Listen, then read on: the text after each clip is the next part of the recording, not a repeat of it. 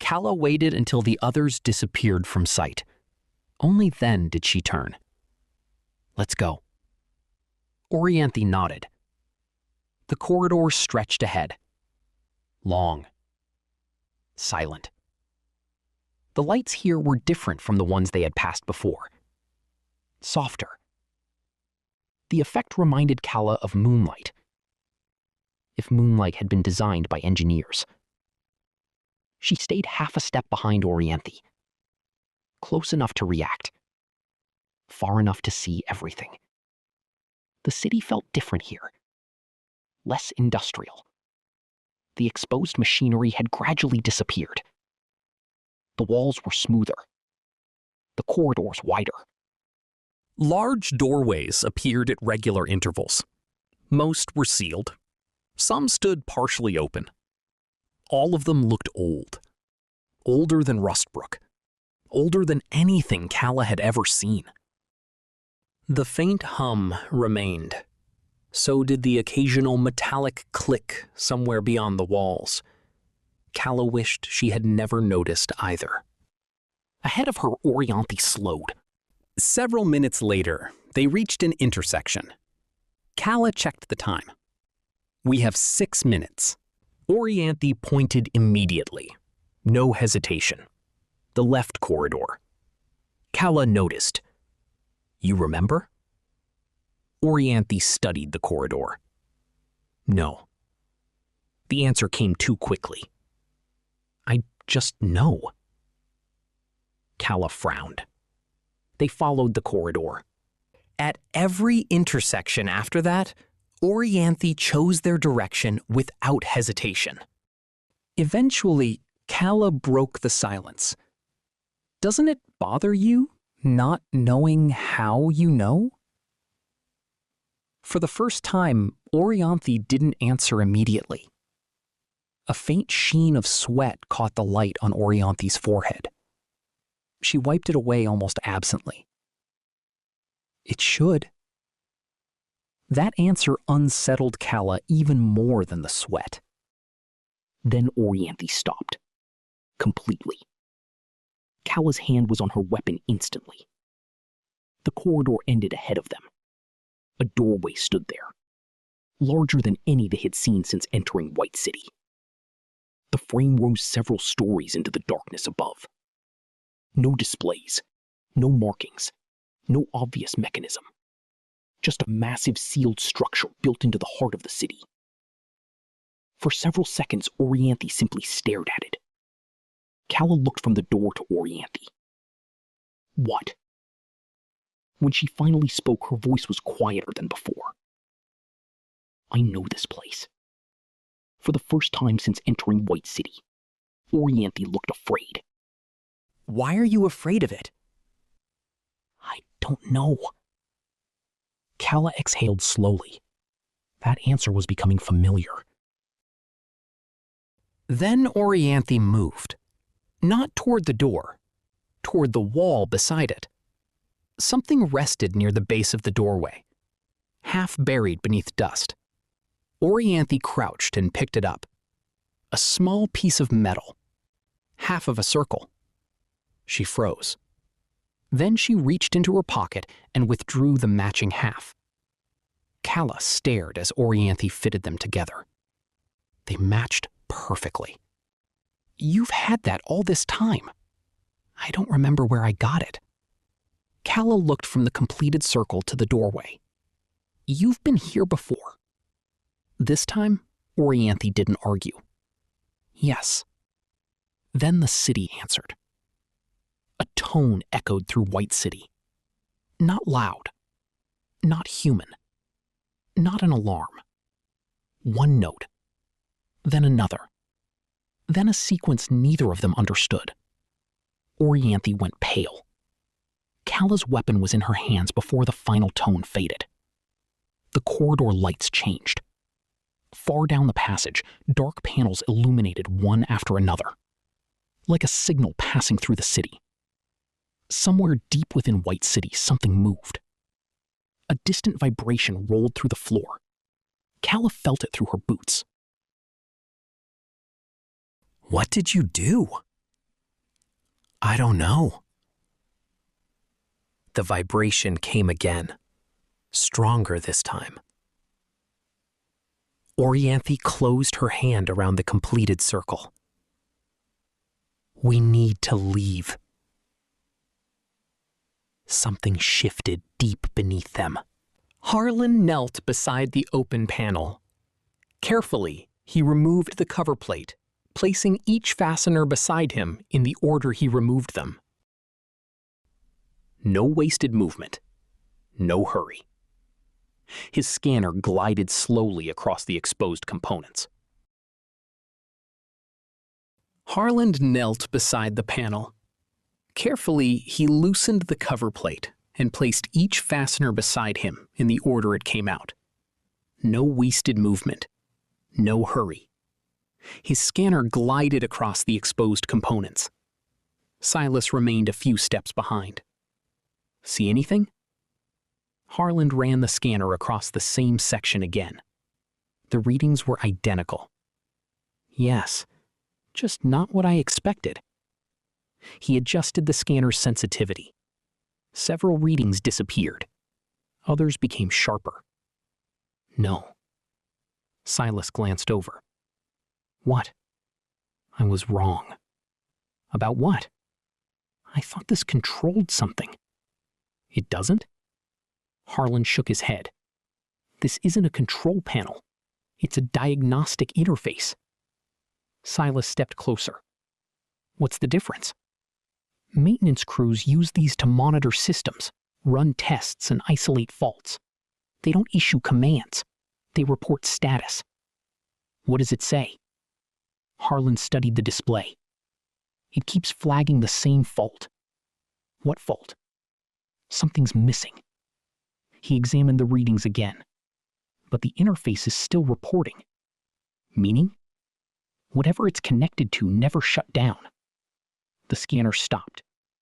Harland brushed a layer of dust from inside the housing. Beneath it lay a precisely machined recess. Empty. That shouldn't be empty. What fits in there? I don't know. Harland traced the edges of the recess. No damage. No broken mounts. It was removed, Silas said. By someone who knew exactly what they were doing. Harland reached for the module resting on the satchel beside him. He turned it once, studying the contacts and locking grooves, then held it near the empty recess. Silas saw the match immediately. You think it belongs there? I can't prove it. Harland compared them one final time, but I'd be very surprised if it belonged anywhere else. He slowly lowered the module. The massive door loomed before them. Orianthi and Calla stood in silence. Calla checked the time. 5 minutes. Orianthi didn't look at her. We'd better turn back now, Calla said. Then the door moved. Slowly. Ancient mechanisms protested with deep metallic grinding as the enormous slabs began to separate.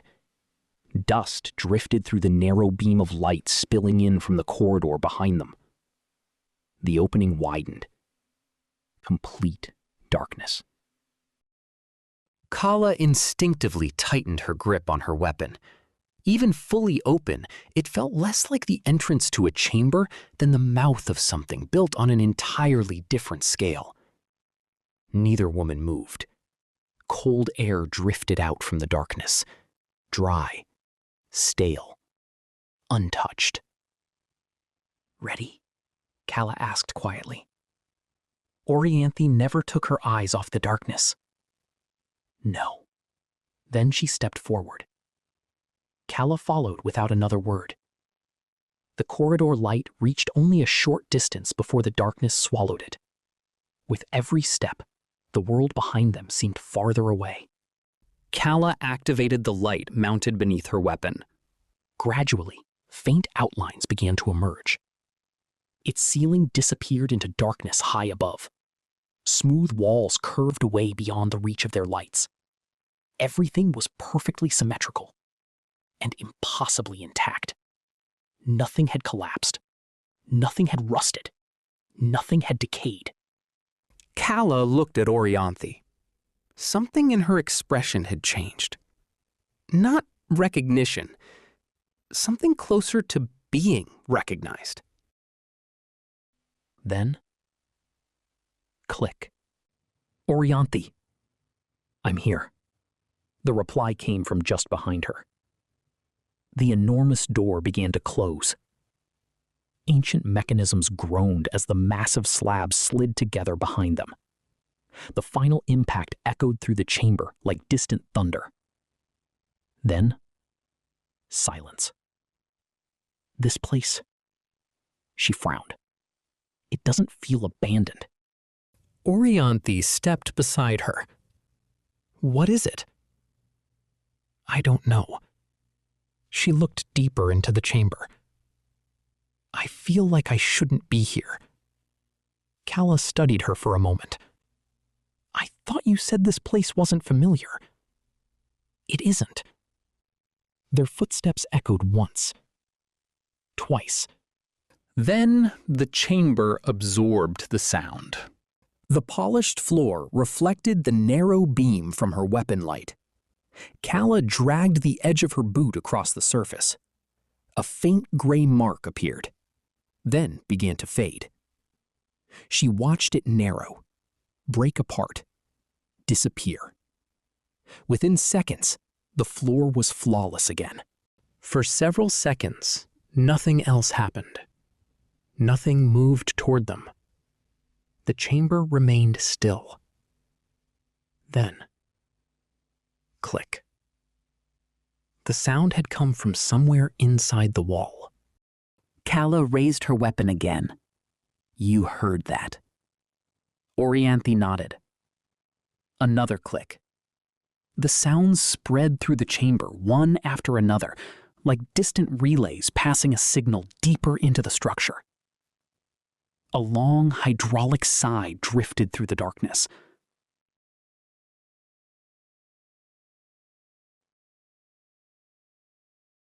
Orianthi went still. That wasn't air pressure.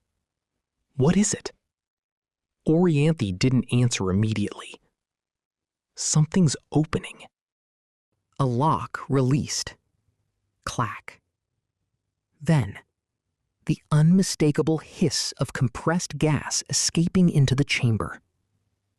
Behind them, near the edge of Calla's light, the first capsule began to open.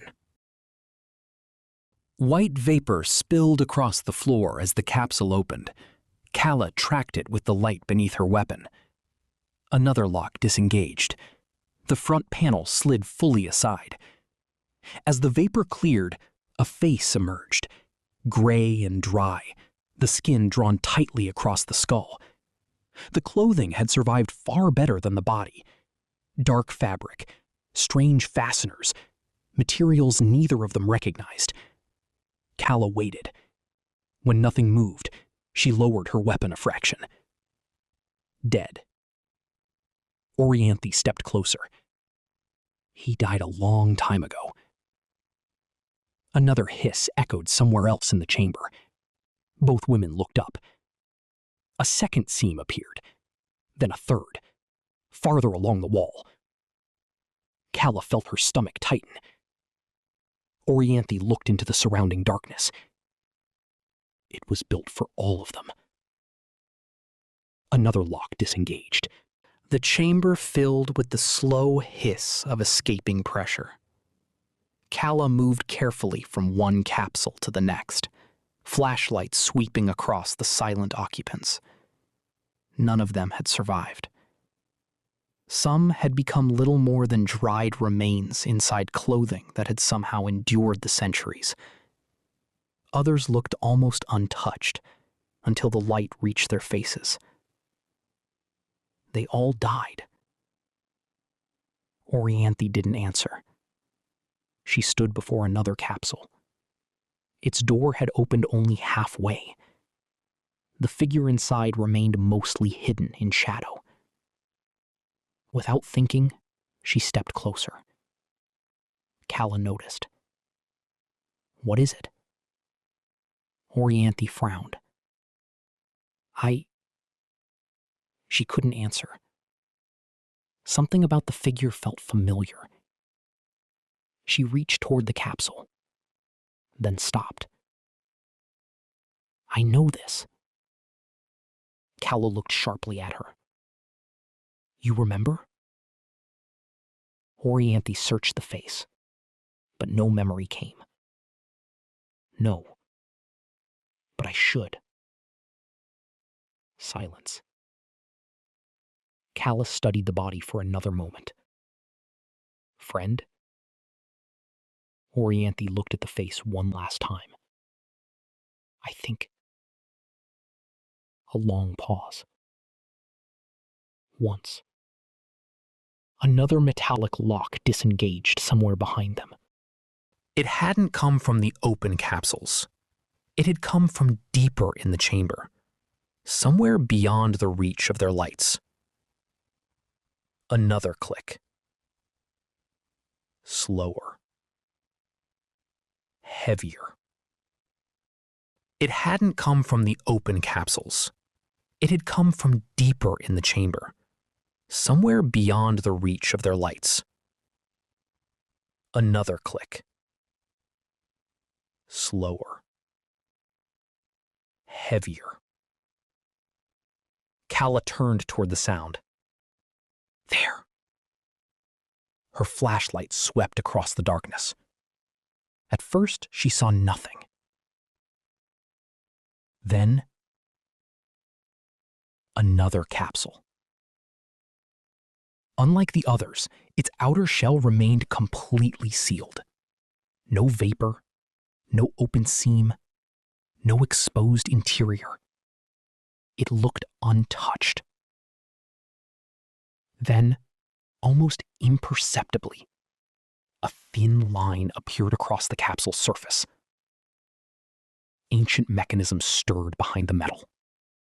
Unlike the others, this capsule sounded fully functional. A slow hiss escaped the capsule. White vapor rolled across the floor. Calla instinctively raised her weapon again. The front panel opened deliberately. Darkness filled the opening. Then, a hand. Not skeletal, not mummified. Human. The fingers twitched once. Calla's breath caught. Orianthi couldn't move. Someone was about to step out. The capsule came to a stop. Silence returned. Calla's weapon remained fixed on the opening. The figure stood motionless, head lowered, hands resting loosely at its sides. For several long seconds, nothing happened. Calla frowned. Dead? Orianthi didn't answer. She couldn't take her eyes off the figure. Something about the posture felt familiar. A memory pressed against the edge of her mind. Then, a slow breath. Barely visible. The figure's chest rose. Calla's grip tightened. Oh. Slowly, the man raised his head. Long silver hair fell across an older face untouched by decay. Not young, not frail. Simply old. His eyes remained closed, testing muscles that had not moved in centuries. Calla instinctively took one step backward. His eyes opened, clear, focused, and immediately aware. His eyes settled on Calla for only a moment. Then, they moved to Orianthi. A small smile of recognition appeared on his face. When he finally spoke, his voice was quiet, steady, unhurried. Orianthi. She froze. Not because she remembered him, because he remembered her. The name echoed through the chamber. Harland continued studying the module, turning it slowly in his hands. The machined edges, the recessed contacts, the locking grooves. Nothing about it looked accidental. Silas watched him. You still don't know? Harland shook his head. No. He looked once more toward the empty compartment. Then, without thinking, he held the module beside it. Not inside, just close enough to compare. Nothing happened. He lowered it again. Silas reached out. Let me see. Harland handed it over without hesitation. The moment Silas's fingers closed around the module, the scanner chirped. Once. Harland froze. The display changed. Harland looked at the module. It looked exactly the same. He looked back at the scanner. Both men stared at it. Neither had touched the panel. Yet the interface had responded. Silas looked at the module in his hand. What did I do? Harland was already staring at the scanner. He didn't. Another tone echoed softly through the corridor. Something had changed.